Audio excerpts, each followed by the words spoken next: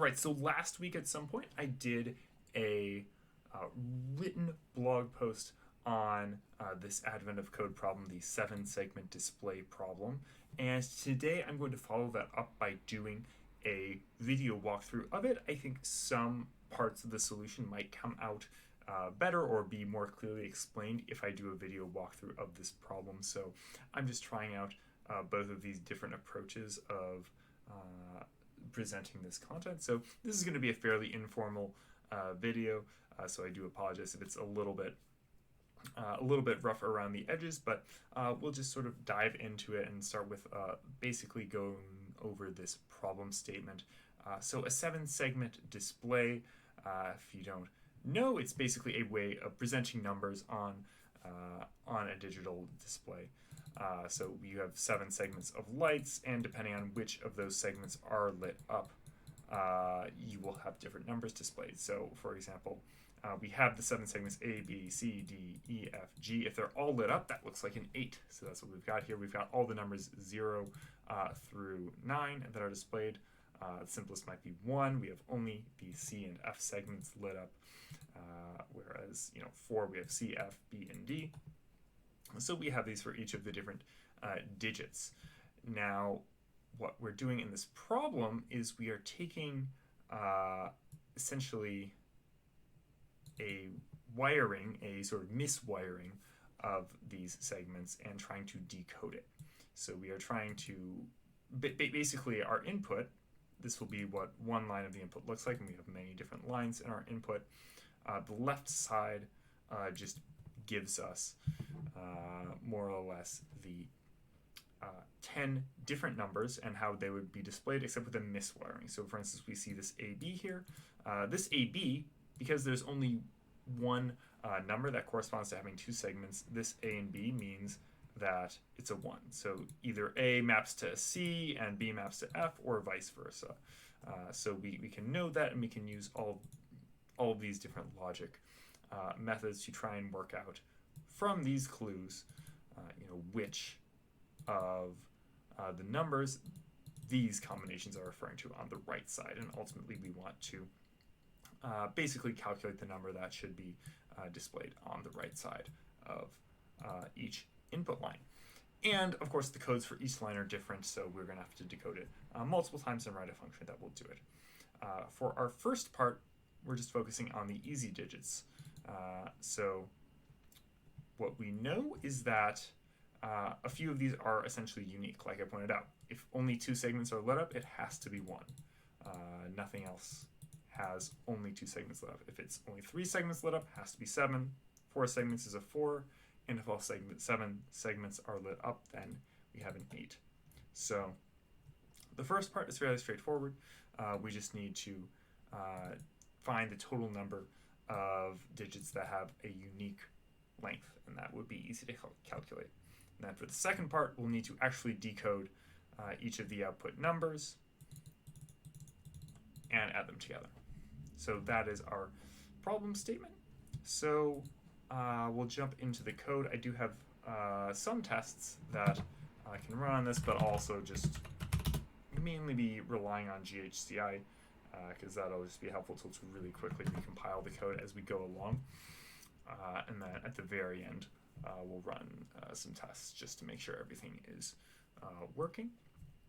So a couple of utilities I want to present just before I get into the main body of the code. I have this nice package of utility functions that I hope will be reusable across many different problems. One of these is just a parsing pattern, parse lines from file. So this takes a megaparsec parser. That's what this type is with parsec t. And we're going to parse a file as though every line contained this specific pattern. So this is, we read the file, pack it into a text object, and we run this parser, except we're using this commenter sep n by 1. So we're running our parser, except we're running it multiple times, but each time it's separated by the end of line parser. That's what EOL is here. And hopefully we get a correct result here, and we can just return the right value, or otherwise we'll throw an error. So that's one utility I wanted to show. The other is counterware. This is just a solution pattern that I see come up a lot in these Advent of Code problems where it's like, okay, we have a list of things, we want to count how many fit a predicate. And this is just a simple application of using a filter with the predicate, and then we just take the length of the resulting list.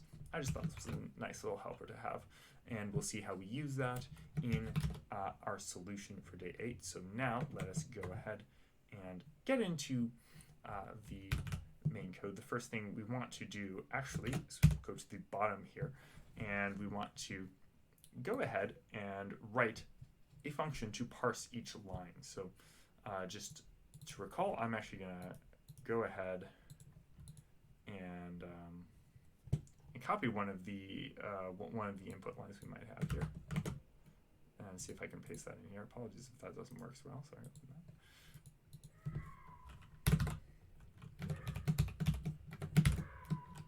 So this is what one of our input lines looks like, and so we want to be able to parse one of these lines. In fact, I can take out these quotation marks. That might be a little bit simpler. And so what do we notice? We notice that there are 10 different items that are sort of space separated, and these are the input codes. These are just sets of letters that we want to do. Then we have this bar character, and finally we have our 4 output codes. And of course we have to know, what's the type that we're actually producing by parsing this value. So I actually made an input code type. It holds the 10 input codes that we can use to decode our values, and then we also have output codes. This contains the 4 other strings, and so our result we're producing maybe, because this might fail, but we're producing an input code and an output code. So let's go ahead and do that. So to get started, basically we have 3 steps. We have parse input codes, parse the separator, and parse the output codes. And really, each of these are essentially the same. What we want to do, so we'll say screen codes, and we want to use that same combinator, sep n by 1, but now instead of separating with an end-of-line character, we're going to separate with h space. It's a horizontal space combinator, so that will remove the spaces for us so we don't have to worry about them. So let's say sep n by 1, h space. And now what's going in the middle here, we're just going to say some letter char. Letter char will just parse any of these, alphabetical characters. If we wanted to be a little more precise, I suppose what I could say, I didn't write this in the article, because there's some like choice A, B, C, D, E, F, G.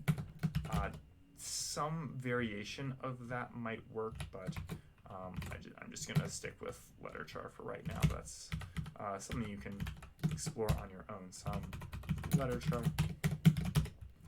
And so I'm just going to return undefined right now, so it's not always giving me an error there. We want to do the same thing basically with the output codes. It's the same basic pattern, just with a different number of elements, but in between we have to parse the separator. And the way I'm going to do that is I'm just going to use a string, and we'll get the vertical separator and the space.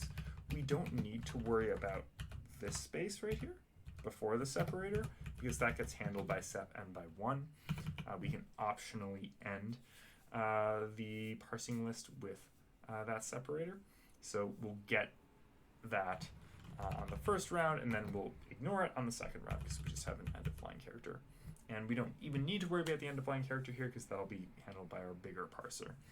So we've got our codes. Now we just want to do some validation on this. If length of screen codes is not equal to 10, and I put some extra error messages in here in my full solution, but for now I'm just going to say, okay, if we don't have, if length is not equal to 10, or length of output codes is not equal to 4, we're just going to, we're going to return nothing, I think. Else, then else, we'll basically deconstruct these. So we'll say S0, S1, S2, and so on.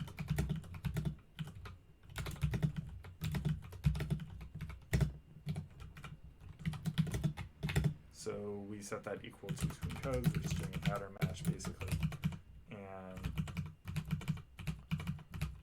doing the same thing there.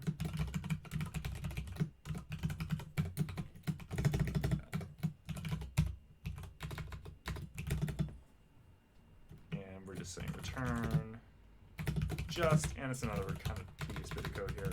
I do like the idea of making a formal type for this rather than just making a list of strings. I like doing some validation here, but you could just do this with a list events instead of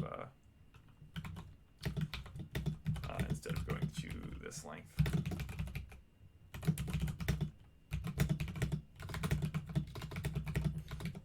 I forgot I have to say input code here for Gen Echo. Oh, whoops, I did.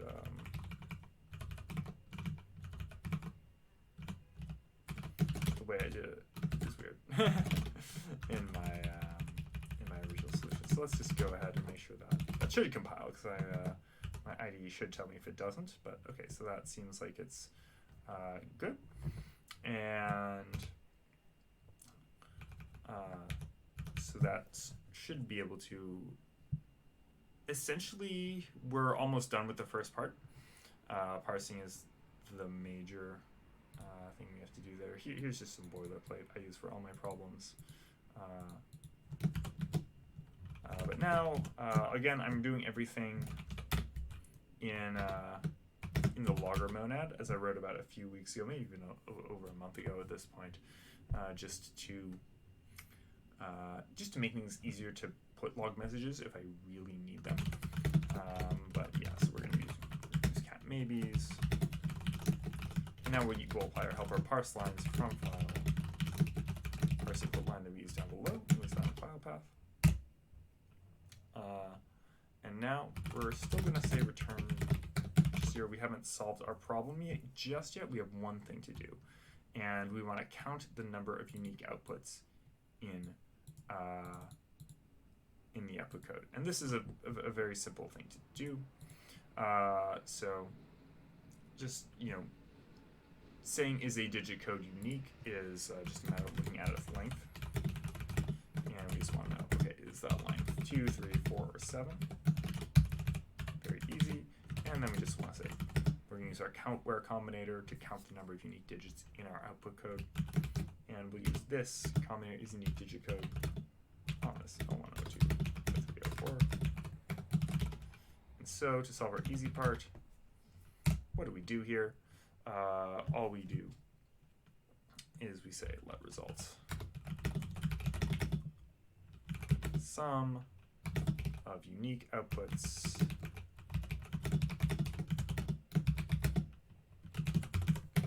we get the second element of these. We don't care about the inputs at all for this first part. We just get that result, the unique outputs, and we return that.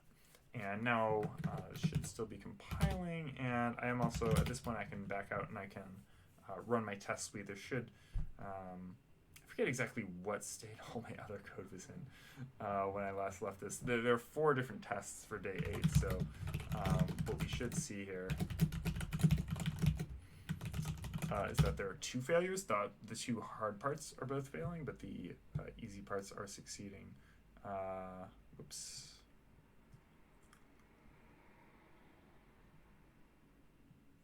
Oh dear. Oh, I see. Okay, it's coming up with some undefined things, which is as a result of doing this. Apologies.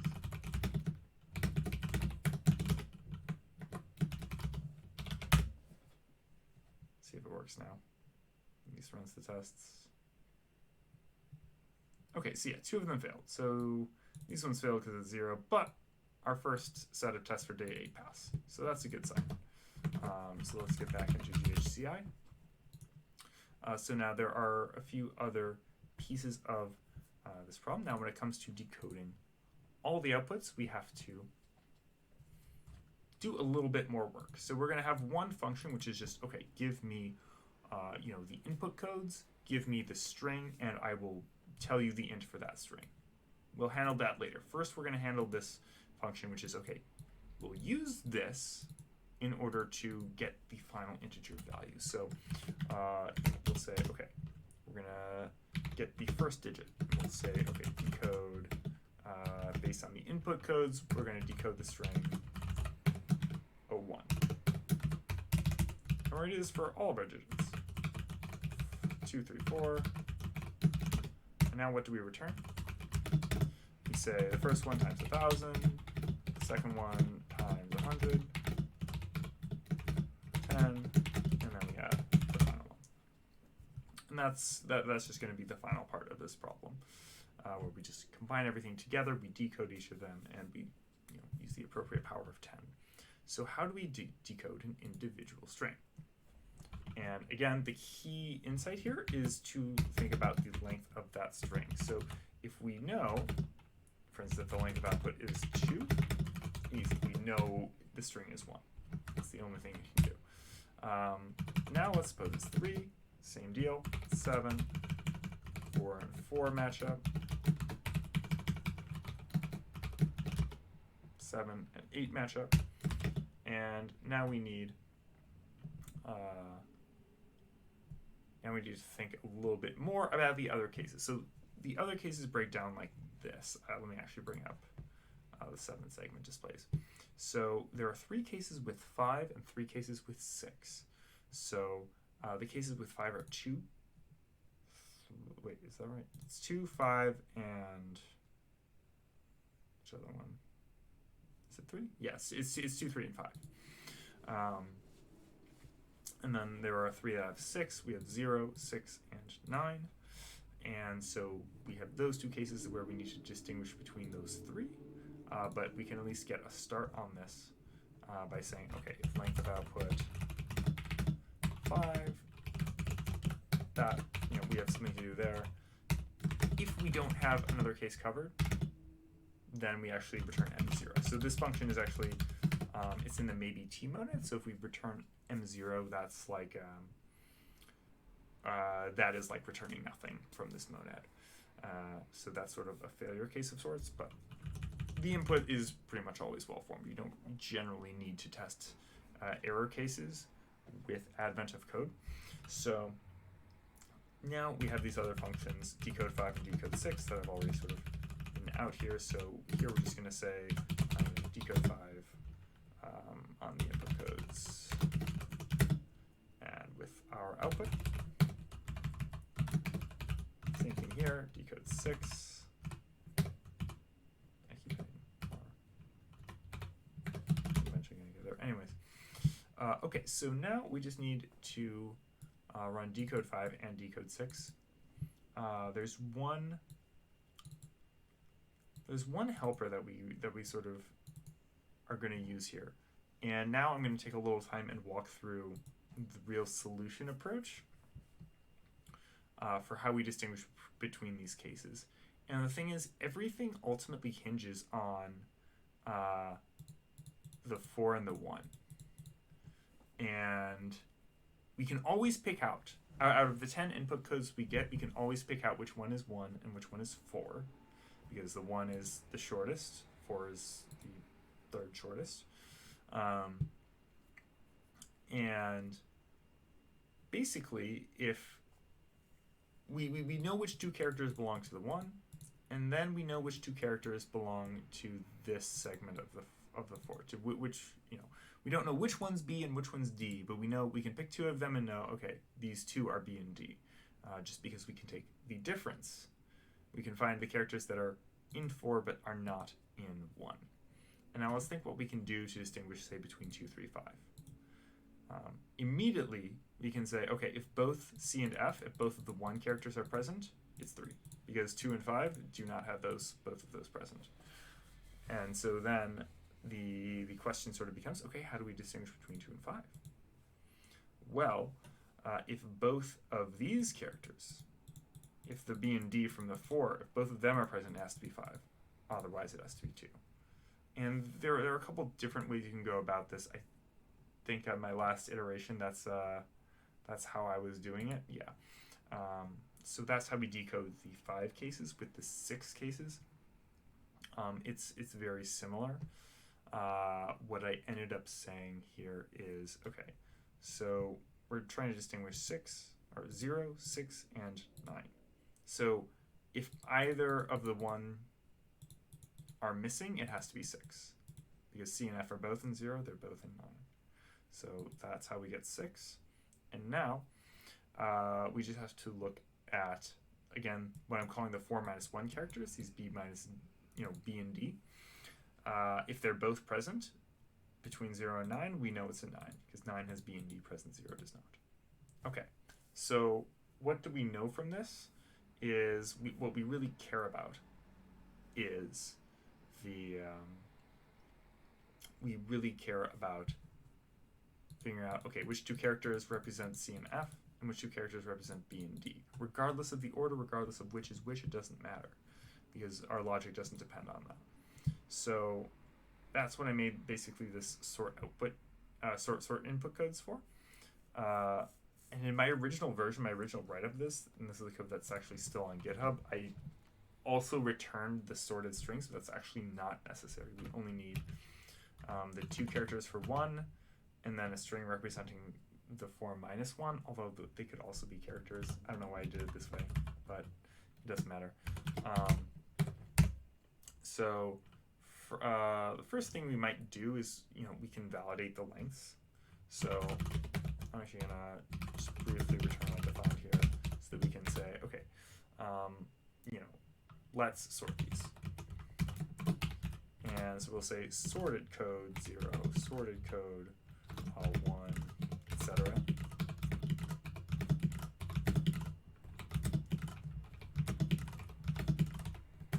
That's right. And that's just going to be sort on length. It's the same thing. Sorted at. Okay, we don't need an equal sign there. Let me see if I can make this not take too long. Sort on length.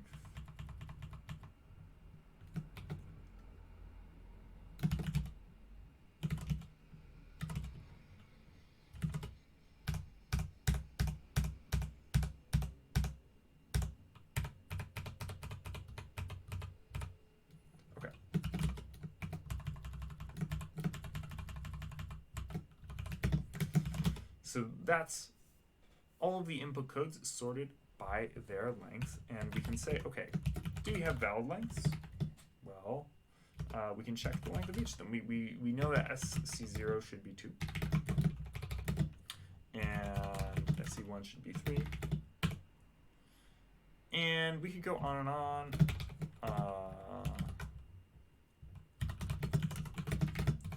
We could go on and on. We could validate each of the individual lengths. I'm actually not going to do that just in the interest of time in this video, because what we really care about are SC0 and SC2, because SC0 now, these are the 2 characters referring to the 1, and SC2 is the 4 characters contained within the 4. So we can say if not valid lengths, then log error invalid inputs. You could have a more complete error there, but I'll skip that for now. Otherwise, we're going to say let equal, we're going to pattern match the characters for the C and the F.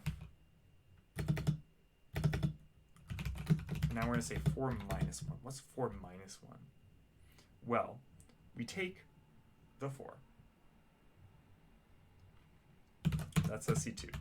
We're going to delete the first character of the 1 from that. So we say delete SC01 from SC2. And then from there, we're going to delete SC02. So now we have 4 minus 1. It's a string that contains the 2 characters that are in 4 but not in 1. And we're going to return SEO2, SEO1, SEO2, and 4 minus 1. And again, I could have split up the characters in 4 minus 1. Oh, we don't actually have to put in there. I could have split them up. I decided not to. It would be more consistent if I had 4 characters or 2 strings instead of 2 characters and 1 string, but oh well. So now we just need to implement this logic, the logic we talked about a couple minutes ago. So let's go ahead. We want to sort our input codes. So we say output. We don't care about output actually. Sort our input codes. What does this give us? CO1, CO2, and 4 minus 1. And now, so if both are present, remember we're decoding 5 now. So if both CO1 and CO2 are present in the output, and CO2 is in the output, then we can already return 3. We already know it's a 3. Otherwise, we're going to, so again, the thing I put, I think the thing that's on GitHub right now is more complicated than it needs to be, because now we're just distinguishing between 2 and 5, and we just need to say, okay, if both of these are present, then it's 5. That's what it boils down to. And I did that in a kind of roundabout way.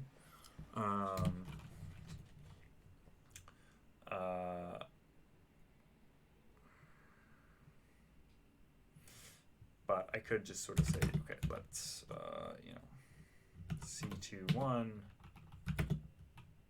C22, 1 plus 1. That maybe ought to be validated, but it's fine. And we want to say if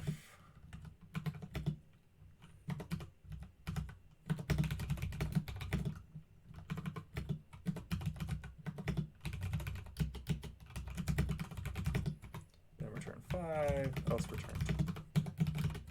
I don't know why I put output 1 there. So that's our logic for decoding the ones with 5. For decoding the ones with 6, it's actually very similar. It's very, very similar. Except we're just going to do, it's just a couple twists in the logic here. Sorry, I'm going to bring up this screen. A couple of twists in the logic here. So if not this, not both are present, return 6. Else, if both 4 minus 1 are present in the output, it is, I believe, 9, otherwise it's 0. So that's our decoding functions. Now, we're almost done. We just have to go up here and fill in the final solution function. Again, let's send it out, logging t, get our codes again.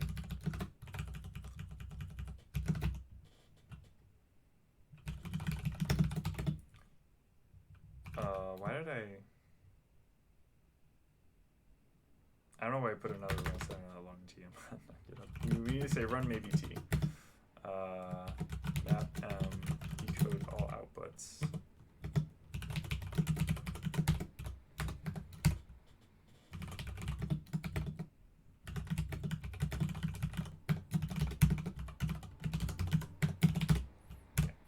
Okay, that should work. It should compile, and let's just see if that passes all of our tests. I made a couple changes in the logic compared to my reference code, but oh, what did I do? Did I put an undefined, leave an undefined in there? I left an undefined in somewhere. What did I leave undefined? Oh my gosh, I forgot to return the result. Sort input codes. Why did I do that? should be no more undefined here. I'm surprised that compiled. Oh no, I know why I compiled. Yeah, it's weird. Okay, all our tests pass. So this code is working now. So hopefully you got a little more, a bit of a broader perspective on what this looks like by sort of listening to me walk through the solution here. So hopefully this is a good supplement to the more detailed written solution. And I'm going to continue doing this for a number of different problems. So next time I'll probably do day 11 that I wrote up earlier this week. And then we'll sort of continue with a combination of written solutions and video solutions. So thank you for watching.